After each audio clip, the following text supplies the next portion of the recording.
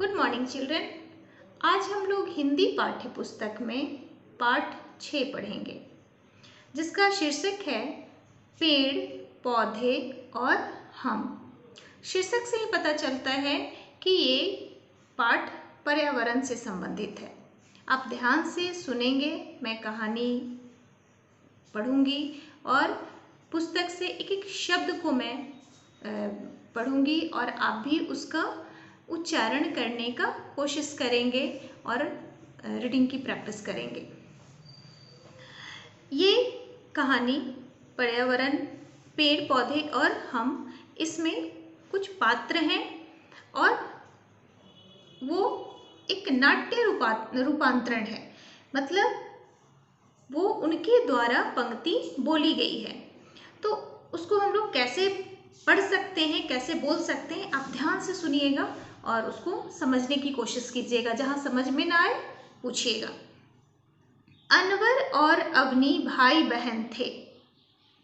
वे park में खेल रहे थे। पार्क में कौन खेल रहा था? अनवर और अवनी। अनवर और अवनी कौन है? दोनों भाई बहन हैं।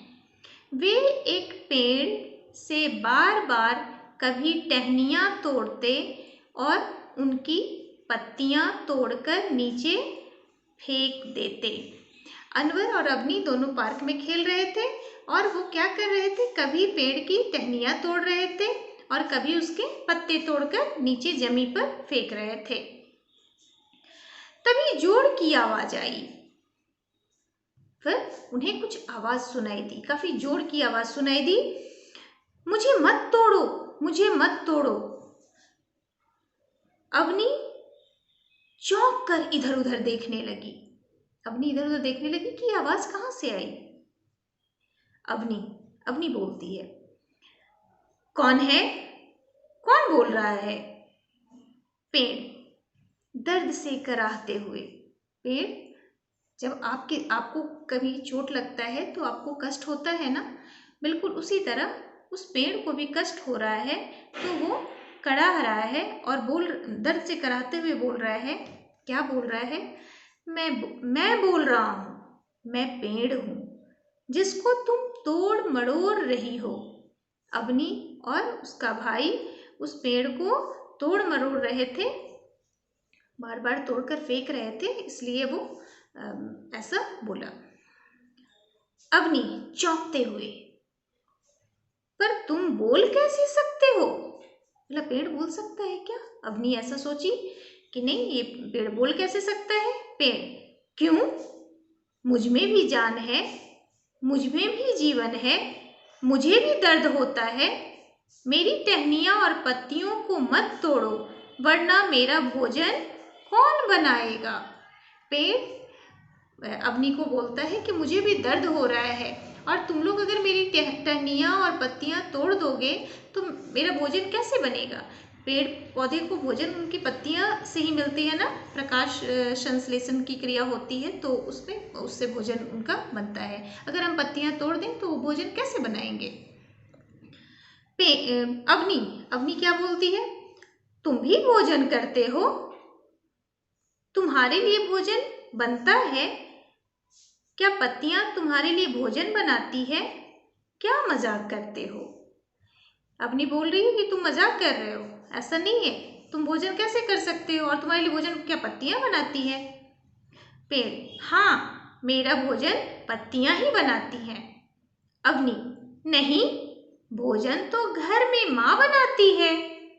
पेड़ पौधे तो हमारे बहुत काम आते हैं, ये तो हमें फूल फल सब्जी देते हैं जिन्हें हम खाते हैं।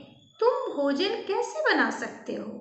तुम तो एक ही जगह पर खड़े रहते हो। अवनी को लगता है माँ घर में खाना बनाती है और बाकी पेड़ पौधे को खाने की जरूरत नहीं है, ये पेड़ तो एक ही जगह रहता है, तो ये खाना कैसे बना सकता है? पेड़, आओ मैं तुम्हें बताता हूँ मेरा भोजन कौन बनाता है और कैसे बनता है। मेरी जड़ें जमीन से पानी लेती है, पत्तियाँ धूप और पानी की मदद से खाना बनाती है। मुझे भी फलने फूलने के लिए भोजन, पानी, धूप और हवा की जरूरत होती है। तभी तो हम तुम्हें तरह तरह के फल फूल देते हैं। पेड़ अग्नि को कहता है कि मैं भोजन करता हूँ, मैं जल पीता हूँ, धूप लेता हूँ, तब तो तुम्हें मैं भोजन दे पाता हूँ, फल फूल, वनस्पति, ये सारी चीजें मैं तुम्हें दे पाता हूँ।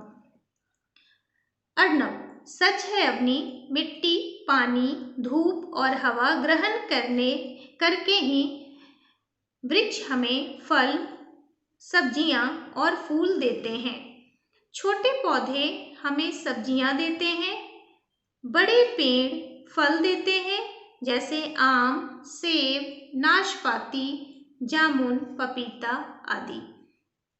अग्नि, मुझे आलू और गाजर पसंद है। मैं गाजर, अग्नि को क्या पसंद है? आलू और गाजर पसंद है। ये अग्नि पेड़ को बता रही है।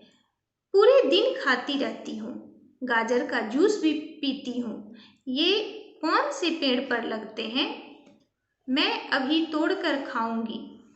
पेड़, अग्नि, ये पेड़ पर नहीं, जमीन के अंदर मिलते हैं। बहुत से पौधे ऐसे हैं जो छोटे छोटे होते हैं और इनकी सब्जियां जमीन के अंदर होती है, जैसे मूली, शकरकंदी, गाजर, आलू।